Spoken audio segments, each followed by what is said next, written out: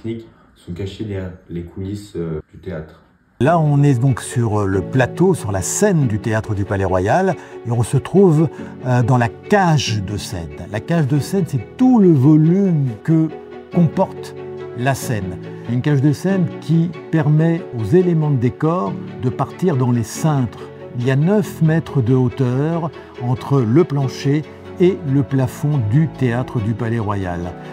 Donc là, ce qu'on peut voir, par exemple, c'est une perche sur laquelle est accroché 2 vidéoprojecteurs. Juste derrière, il y a un grand rideau rouge qui lui-même est accroché aussi sur une autre perche.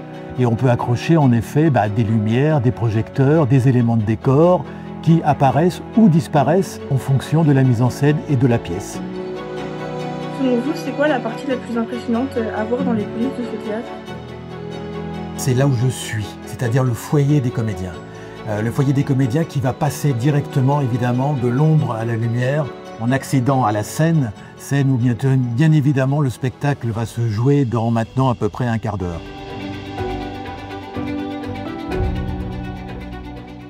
Je me demande comment font les comédiens pour se changer rapidement entre 2 scènes.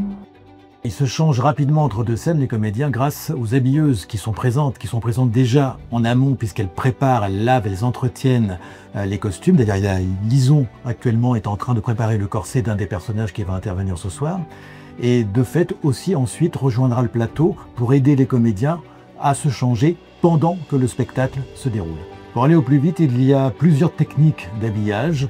Entre autres, par exemple, on met des zips sur les costumes qui sont en façade boutonnés, mais pour enfiler évidemment plus vite le costume en question lors des changements rapides, on met un zip qui ferme la jaquette et ne laisse apparaître que les boutons.